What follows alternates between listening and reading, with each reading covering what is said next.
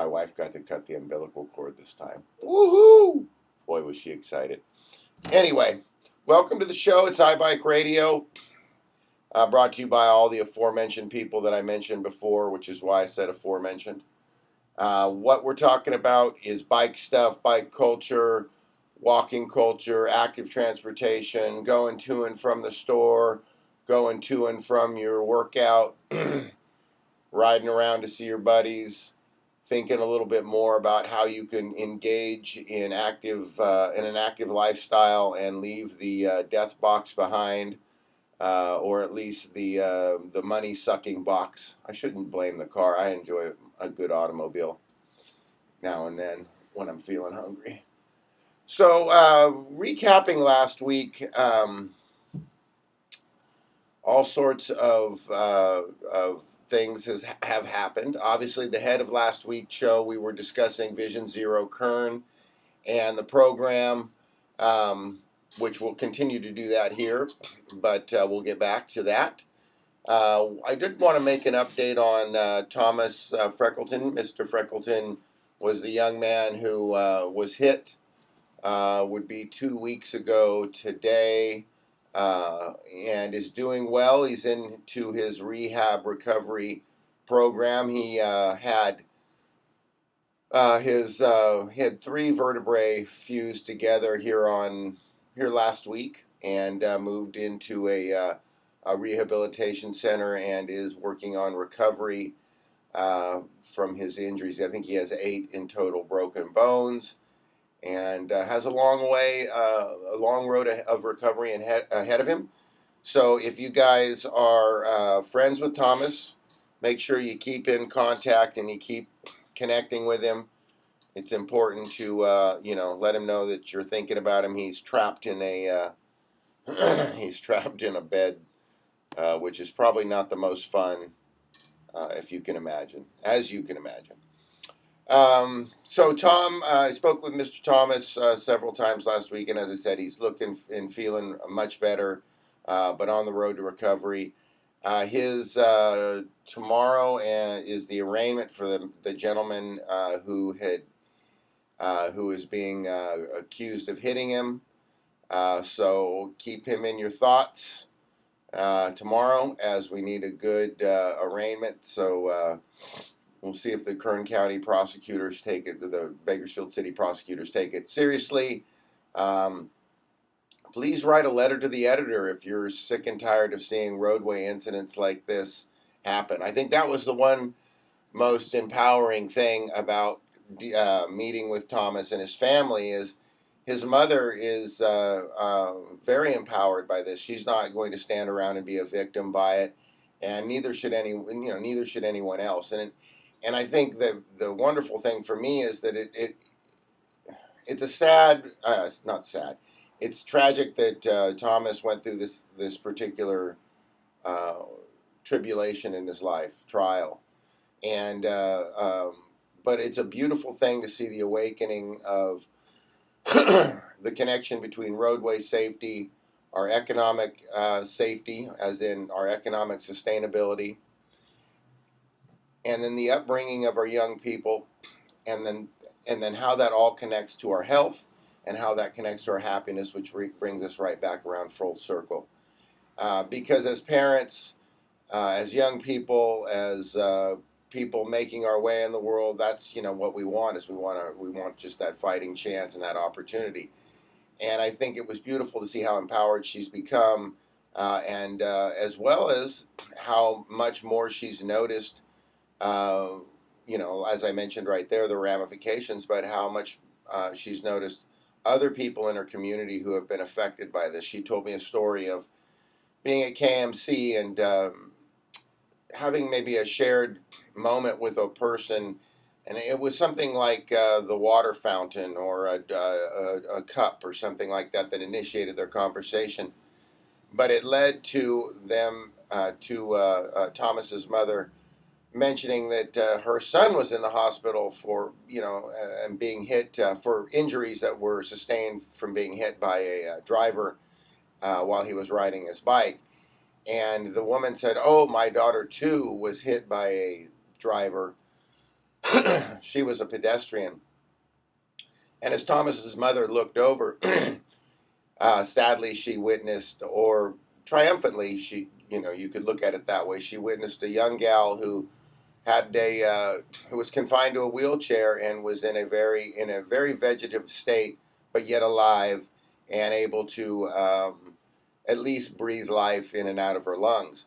So it was amazing to me to see the bonding and listen to the bonding between the two women and their shared experience. Because as much of an advocate as I am, and as much as an experienced cyclist and an educator and all the things that I take very much, I take pride in, there's something that I'll never be, and that's one, I'll never be a mom, and hopefully I'll hope to God never have to endure what either of those women have to endure, nor the 37 other people who don't have voices, who lost their lives last year, let alone the one young man who was killed with his parents, let alone the young boy who was run down riding his bike just after the Super Bowl. Those people will never have voices. And I think the beautiful thing that I've seen from the Freckleton family is their desire to give voice to those voices. Thomas wants to be the voice. He wants to step up and say, hey, guys my age, guys younger, guys older, gals, everybody, hey, don't put yourself through this. And his expression to me and desire to pass on forgiveness to the driver is beautiful, because it does express that full his desire to educate all roadway users. He doesn't want anyone to have to go through what this gentleman who is being accused, who I have to say that because he hasn't been convicted. Nonetheless, the guy ran him over and fled the scene. But who's being accused of running Thomas over. He doesn't want anyone else to have to go through that either. And in a community that has suffered so greatly from this type of tragedy, epidemic tragedy. If this was gang deaths, we would be 11 higher than we've ever had in the last 10 years. So it would be obviously on our civil leaders' agenda. So we can do better here in our community. We can do much better. Join us. Join Thomas, myself, the California Walks, the National Safe Routes to School program. Come and join us in our efforts to make our community here in Kern safer for all roadway users, not just for my grandmother or my son, but for your wife and your child, for your wife and child as they drive, as your wife and child as they walk, as your wife and child as they ride their bicycles. They should be able to do so with relative ease. We shouldn't live in a community where life is thrown away that easily. That's just not something that is a positive for us, period, in any aspect. We wouldn't tolerate it if it was food poisoning. We certainly shouldn't tolerate it in this manner. And again, if you look deeper into the benefits, you'll find that it's amazing what it can do for us as a community. It can free us from our binds. It can be so beneficial, multi-level, exponentially beneficial. There you go. That's the word I needed. Exponentially beneficial to our community. Reducing healthcare from obesity, reducing healthcare and subsequent related diseases, including diabetes, heart disease, lung issues. I could go on. A reduction, of course, in our roadway maintenance costs, which is a huge issue, huge issue. And it could also then go to improving the amount of money in which we take home, allowing us to have a greater discretionary income, which is huge. It's hugely important to any community. If you don't believe me, go back to your books and check out discretionary income versus communities and percentage-wise, and find out how successful communities allow their community members to have a larger portion of their income in their pockets. So the discretionary income would be the income in between that in which you use to pay your bills and that, and that in which you get every month. So it is essentially your pocket change that you get to go and play with, which allows you to go out and recreate more, whether it's going to the movies, whether it's going and having a beer at the pub, whether it's buying more makeup, whether it's, buying more books. It allows you to do more, and subsequently that creates more commerce, which brings more money into the community, which in turn pays more taxes to the community civic leaders, and subsequently they're able to provide a better service for our community. So it's a win-win all the way around, embracing active transportation. Join us in Vision Zero. I'll get back to, well, actually, you know what? I'll do it right now. So I wanted to sort of announce that this is our soft rollout, as I've mentioned, of Vision Zero Kern 2025. And of course, our goal with Vision Zero is to reduce cycling and pedestrian roadway fatalities to zero within 10 years. To do this, our first goal is to create the nonprofit Vision Zero Kern.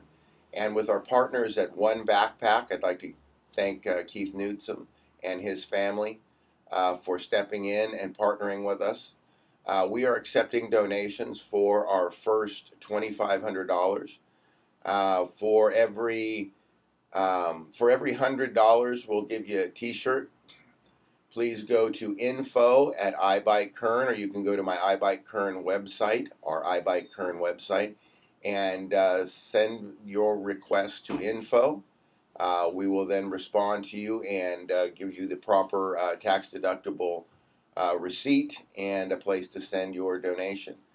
We will consider the first $2,500, the people who invest will be our charter club members. This will give you a unique opportunity to come in at the base level of what we're doing here at Vision Zero Kern.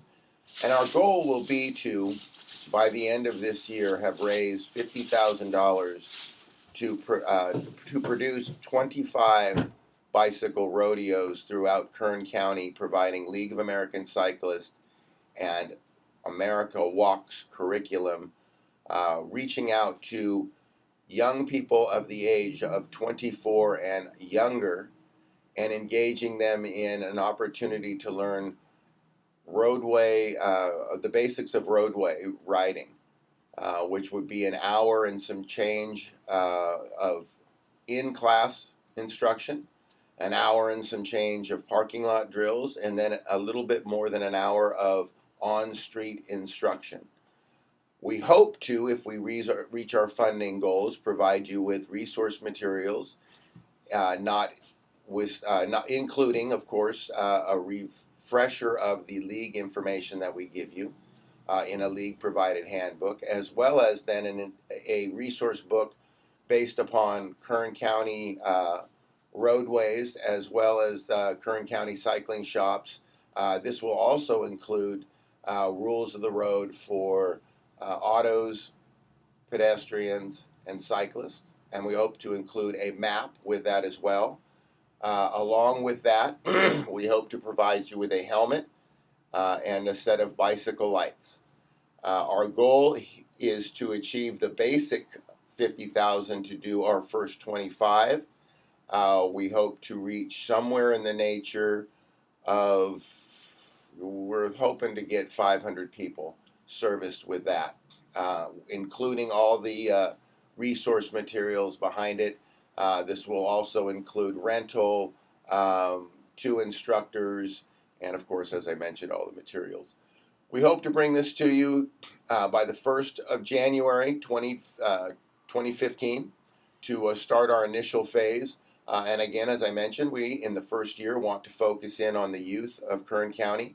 It has been shown in both Kern Cog's recent update of their bicycle master plan and the city of Bakersfield's recent update of their bicycle master plan, but that the greatest number of collisions occur with young people under the age of 24. In fact, the statistic for young people under the age of 18 is 45%. If you include the 24-year-old age group, up to the 24-year-old age group, you increase that actually to 65. So we feel that the best way to affect change is well, I personally feel is that you affect children and children will affect their parents. I remember doing the anti-smoking campaigns when I was a young kid in third grade, and I saw personally that change within our society. So, because I witnessed it with my father, I'll tell you that story a little bit later. But I witnessed it, and I believe in it. So we're going to focus our first year on the youth of Kern County. Go to iBikeKern.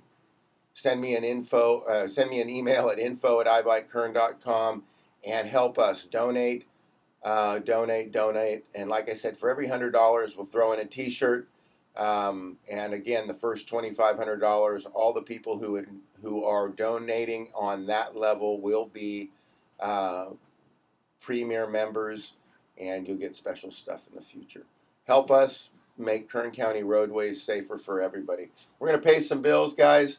Thanks for listening to iBike Radio. We'll be back after these messages. It is KSVG 89.7 Savage Radio. Oh, the lone wolf howling. Baco Skate Co. Bakersfield Skateboard Company, supplier of quality skateboard. Eventually, we'll get you a key. Yeah. Well, that's all I got to do. So I think I'm good to go for a key. The local arts, music, and skate scene. Open late on first Fridays. Brands include Santa Cruz, Future, Independent, Inspectrum, Antihero, Huff, Low Car, Cheerleader Atlantis, Gumco and Sons, Glassy, Yeah Nice, and more.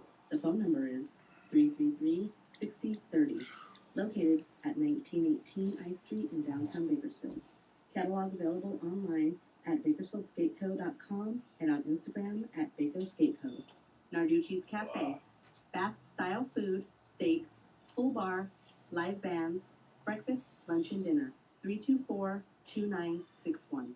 They're located at 622 East 21st Street. Sharp Fabrication. Stainless, carbon, and aluminum fabrication, custom flatbeds, toolboxes, and miscellaneous custom fabrication and welding. 900-8775. Located at 120 Lake Street. McKay Electric.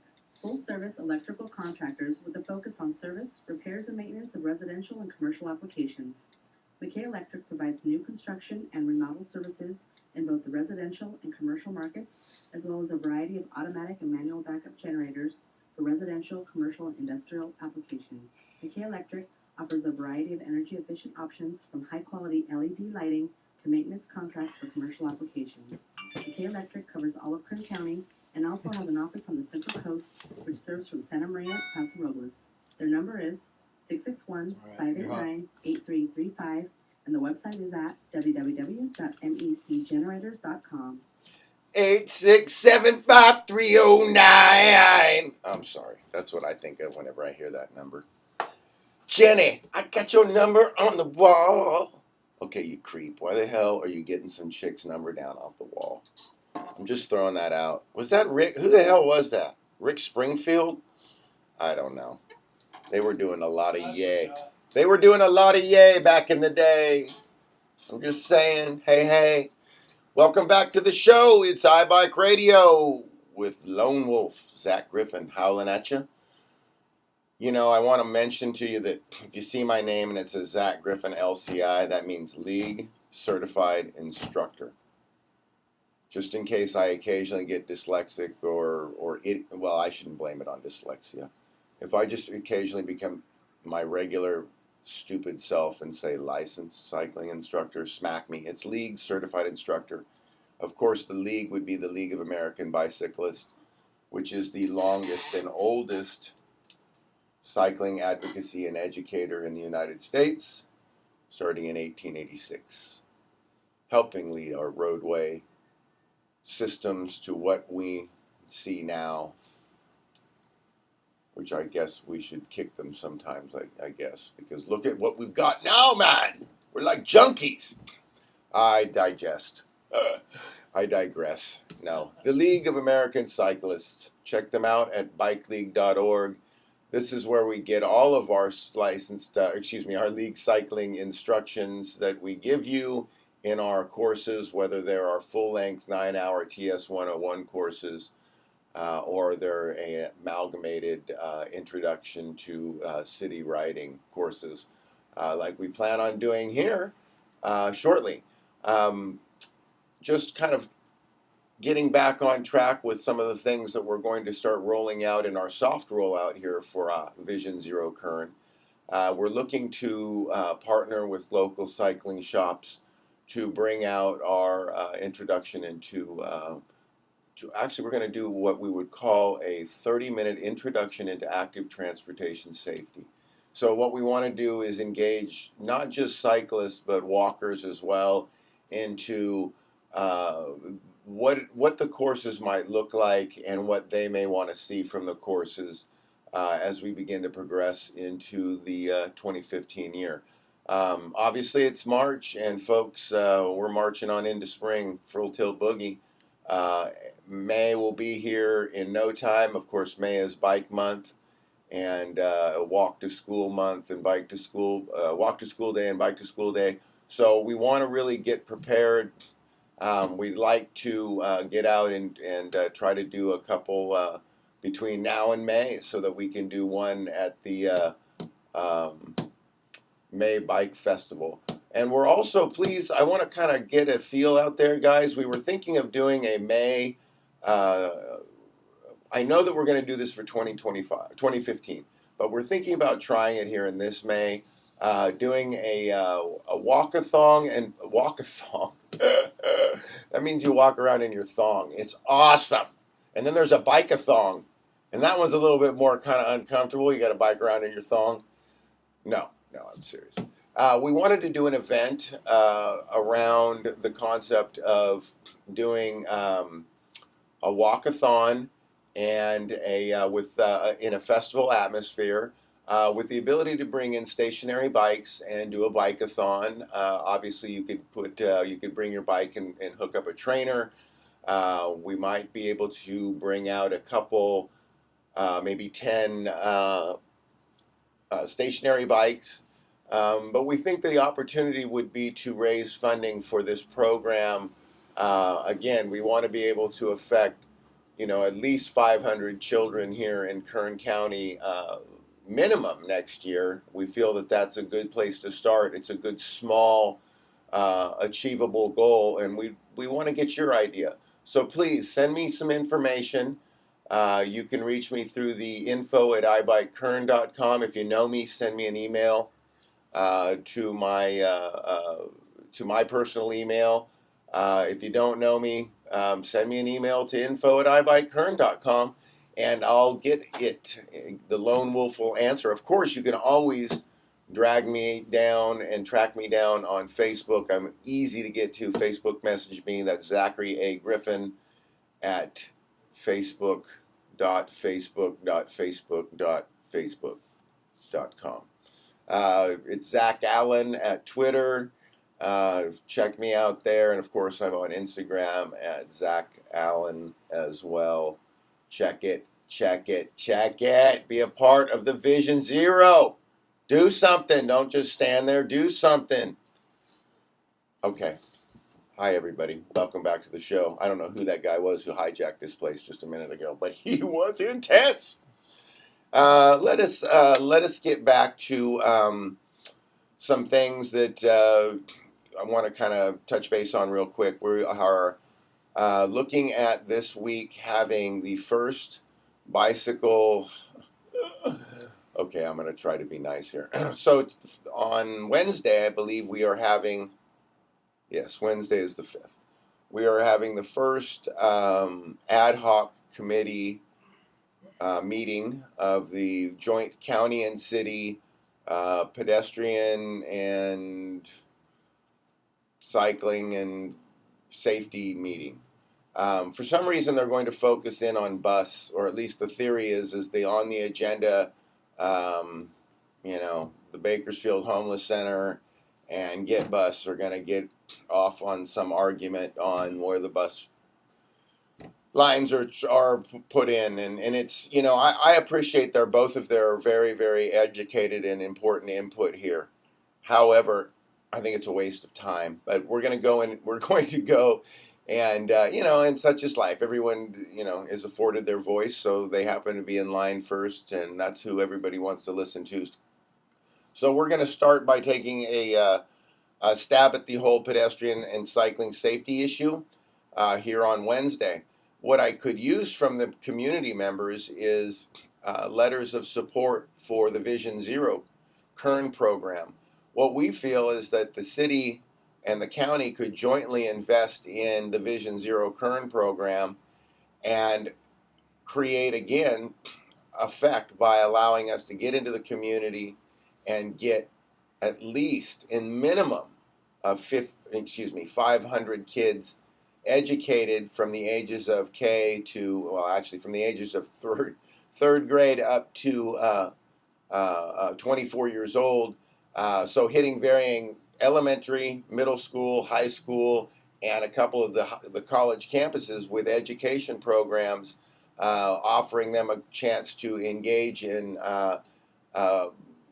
being able to be educated on the opportunity to use the roadway, the transportation choice that they are choosing, whether it's walking or biking properly. So we would offer basically safe road riding courses to obviously to cyclists and safe walking courses to pedestrians. But they'd be an initial way to create an opportunity for the city to combat it and the county to combat its epidemic situation here on their roadways with 37 cycling and pedestrian deaths last year. We would encourage you guys as community members to use your voices to express the need for that change. As much as we think it's important that Get Bus and the homeless shelter figure out where they want to be. My personal feeling on this argument, and I'll stay out of it beyond that, is that what they're talking about, which is placement, is not a fatality issue. It's an inconvenience issue. And the argument could be made that the amount of distance in which they're being asked to walk extra is so minor that it almost might be looked at as a positive because it encourages more activity in a manner that is beneficial to that socio and economic group the most here in our community. So I would say that without looking at the total picture, I'm not sure that their arguments really matter at this point because I think they're moot. The point is we have 37 people dying. So whether, as the news pointed out this weekend, whether we had 6 by Saturday so 6 by March 1st last year we had dead, 6 pedestrians and or cyclists dead.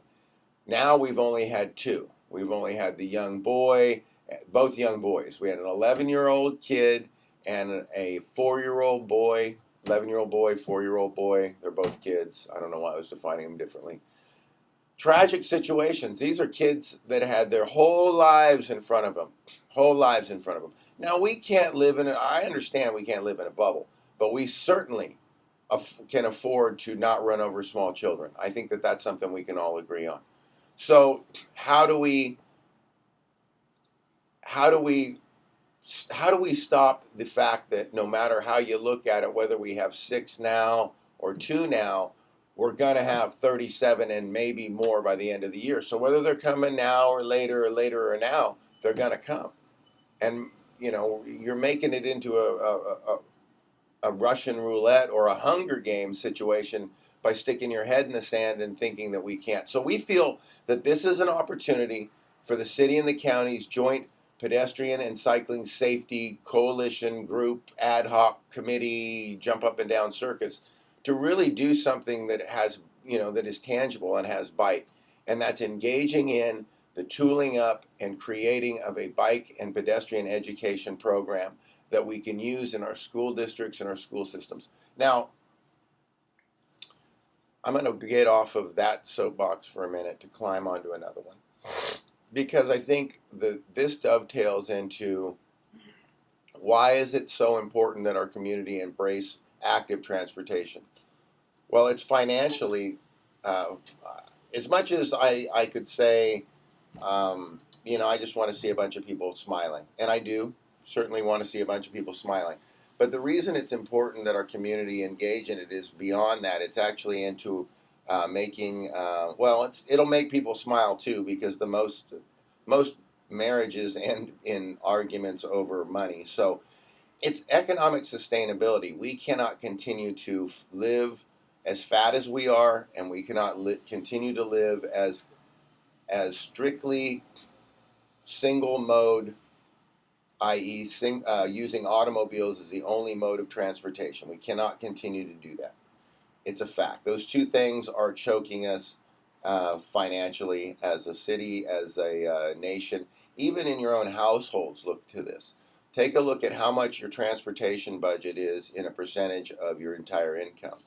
In most families that are like mine, and I live below 27,000 a year, I live and breathe the statistics that are Kern County. I am 45, more than 45% of us live below that level. So that being said, it is a third of my income to own and operate a vehicle every month. So if I was to own and operate a vehicle per year, it would cost me roughly $8,000 to $9,000 according to AAA. I couldn't survive sending my son to school with food in his belly and clothes on his back. I certainly couldn't pay rent. My wife would have definitely kicked me out long ago, and I certainly wouldn't be able to keep the lights on, which is already a struggle.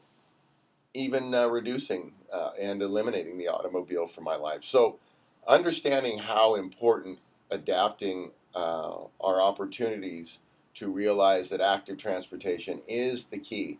It's the self-discovery tool that our youth needs. It's the health reduction and weight loss and health prevention tool that our community needs. It's that transportation relief that our transportation budgets need. It's that way to reconnect with the outdoors, which our society needs. It's a great way to break down the barriers of our um, social media lives, which, of course, society greatly needs. And let me point to you a specific opportunity that I feel that we will not quite capture here in our community. 2 Wednesdays ago now, we had a National Safe Routes to School, as I mentioned before, which is now called the ATP, Active Transportation Programming Funding Workshop. And this workshop was to avail our county and our county municipalities, schools, cities, um, what else would be school districts, cities, county, and who else can? Oh, and schools, individual schools. So not just school districts, because school districts and superintendents of schools and then individual schools can actually all apply for this separately. The money is to be used for bicycle and pedestrian safety, encouragement, engineering, enforcement, and evaluation tools, or for programs for those. And the money is divided into what they call infrastructure and non-infrastructure. So a certain amount is for like bike racks, curb and gutter for areas that don't have them, bike lane striping, things along that lines, and then non-infrastructure would be bike education programs, programs that would give encouragement, such as we used to use pencils or sunglasses or erasers that would have a logo on them as encouragement. And then, of course, doing giveaways and things like that. So you can create programs based upon the four E's of infrastructure change for the non-infrastructure grants, and then, of course, for the infrastructure grants, it's based upon the fifth E, which would be engineering.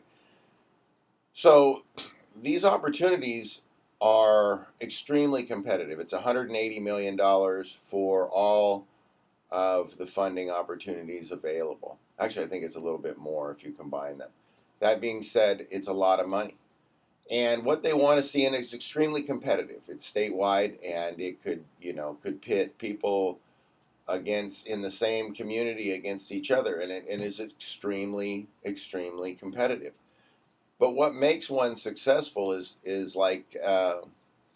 very understandable. They actually, in the workshop, they show you the point grading system, and they explain to you how if you do this, you get maximum points. If you do this, you get maximum points in this area. So they show you how you can get maximum points, and then they explain to you that you can get some extra credit points if you combine.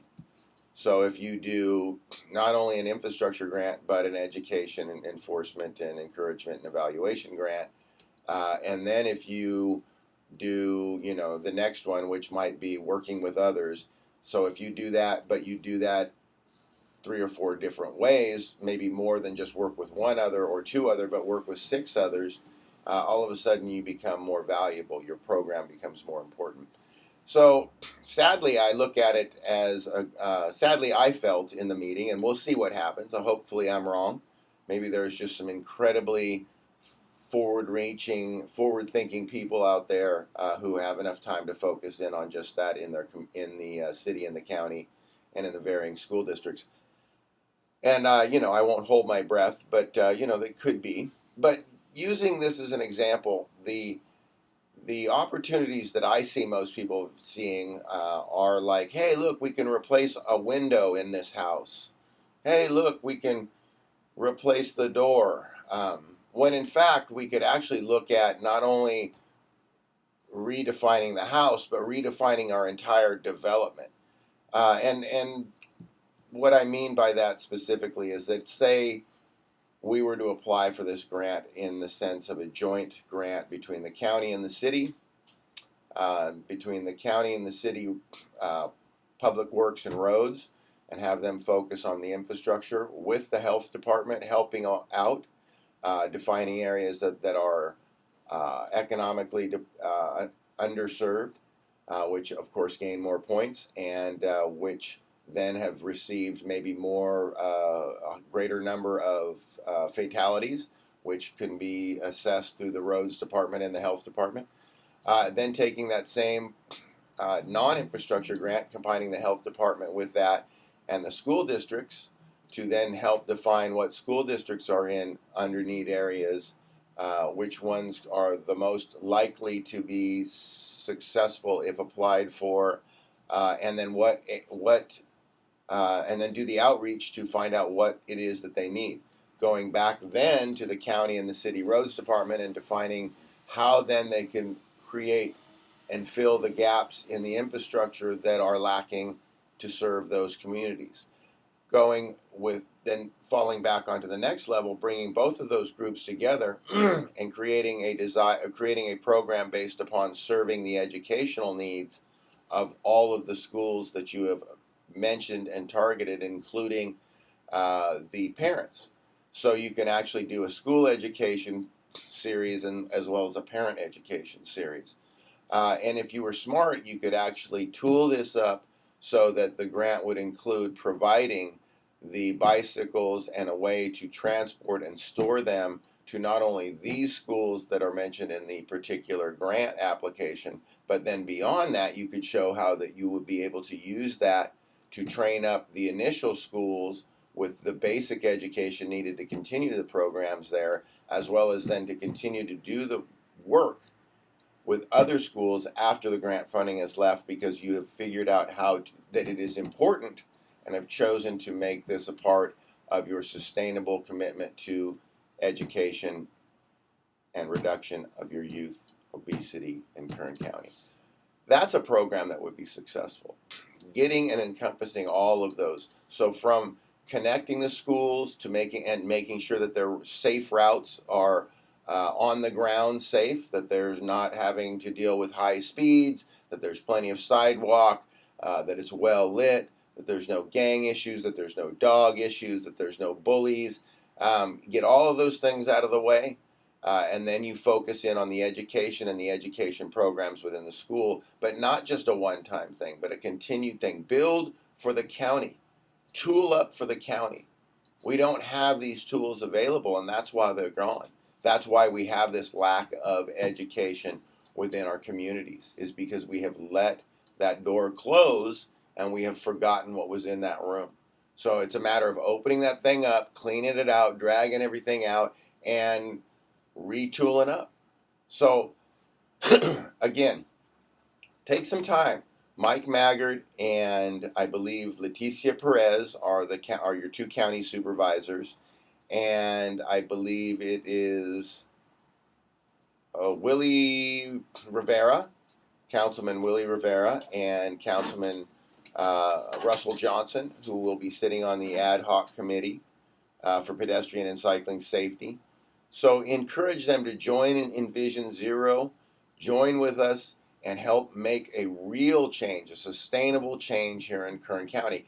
And again, the reason that they need to embrace this, whether it's with Vision Zero Kern or I don't know what else, but whatever it is, they need to embrace it because they're missing the opportunities. As we stumble along with this conversation here at the ad hoc committee, the ATP funding program has to be in, excuse me, in March. So we should be already looking at that as a solution for some of these issues. We could be tooling up on other grant opportunities that had actually already passed the county by, in which the city has used.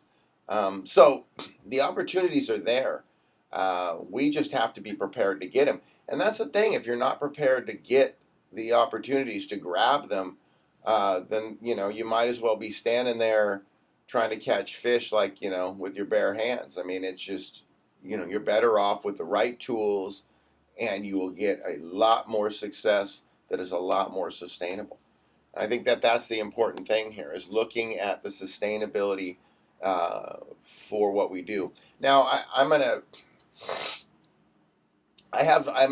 take a little moment here, and we're gonna kind of wrap up. But I'm gonna ask you guys to ask some questions of yourself and your civic leaders.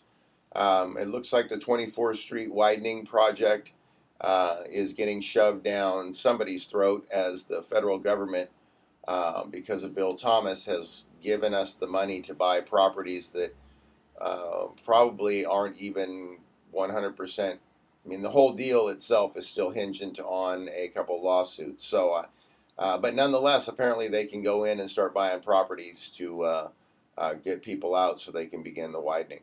Now, if you want my opinion on the widening, which you must because you're sitting here listening to me, and I'm going to tell you anyway, is that it's a waste of our dollars. The whole concept of 178 ending up into downtown is ridiculous.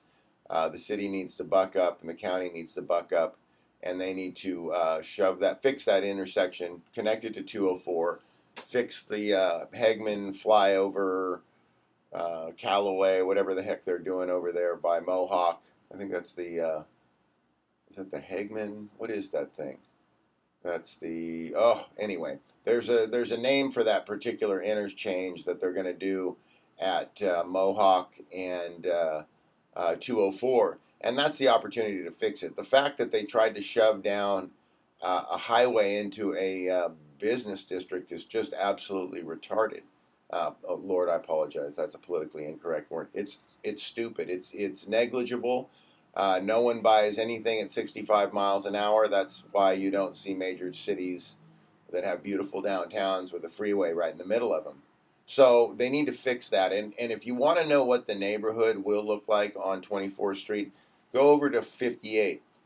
If you want to continue to widen 24th Street, go look at Highway 58 and go look at the properties on either side. If you think your wall, your cul-de-sac wall, is going to matter, go look at Highway 58, guys. Go look at the properties that are on the south side of Highway 58, the southwest side of Highway 58, and say 8th Street. Tell me that those haven't been affected.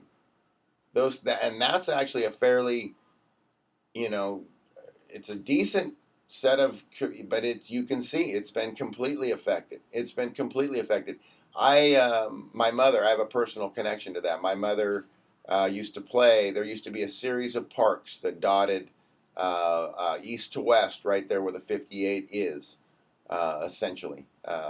Right there where that big hole in the ground is, there were parks, beautiful parks that children used to go and play. Before they built the 24th Street Road, as ridiculous as it is, you used to be able to go to school on the other side of that street there on the north side, and you used to go to Franklin, and you could actually walk across the streets. But how would you set your child across the street now if you lived over there? You wouldn't, which is ridiculous. That's why the whole project's ridiculous.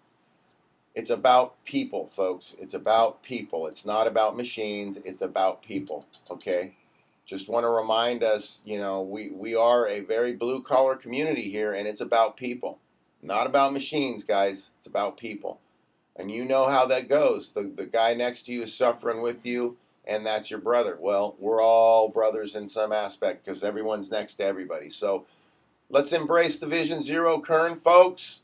Get on board. We appreciate you guys listening. Of course, it's always great to have you here on Monday. I want to wrap up by reminding everyone to go to go to iBikeKern.com, send me an email, and find out how you can get involved. Let's help us raise that first $2,500 so we can get our tax filings started. And then we are on to raising our $50,000 goal. Please help us help us get to our goal of $2,500. Don't forget the iBike Kern t-shirts, the iBike Radio t-shirts, and of course the Vision Zero Kern supporter t-shirts are available at iBikeKern iBikeKern.bigcartel.com. And if you can't remember that, go to our iBikeKern.page. iBikeKern.page. I've been saying too many words. And check out the information there. Go get yourself a t-shirt. It's a supporter shirt. Or just donate $100 and I'll send you a t-shirt for free. How about that? That's the best one. And remember, all your donations are tax deductible. We do appreciate that. Now, let's not forget, iBike Radio is sponsored in part by McKay Electric. So shocking. Oh, that's really not the tagline. iBike Radio is also brought to you by La Bicicleta Boutique. La Bicicleta Boutique is a women's bicycling shop providing women's clothing and accessories for all biking types, from mountain bikers to city commuters, offering clinics with local cycling educators and healthy lifestyle advocates. La Bicicleta Boutique is located in the heart of downtown Bakersfield at 1820 G Street, and the phone number is 661-706-0900. That's 661-706-0900. Ladies and germs, thank you for tuning in to iBike Radio on KSVG Savage Radio. Radio for people who hate radio but love savages. Thank you, and be safe out there. Write your local councilman. Do what I said. Listen to what I've said. Be a better person. Ride your bike. Walk more. Thanks a lot. Lone Wolf out, and we will see you guys next week. Same time, same bat channel. Oh! Quick's Barbecue and Catering, offering a wide range of barbecue meats, including favorites such as Texas-style beef brisket, St. Louis-style ribs, barbecue chicken, Memphis-style pulled pork, and much more. All the meats are cooked low and slow with a combination of hardwood. She said. Gourmet-style burgers, barbecue sandwiches, and appetizers available.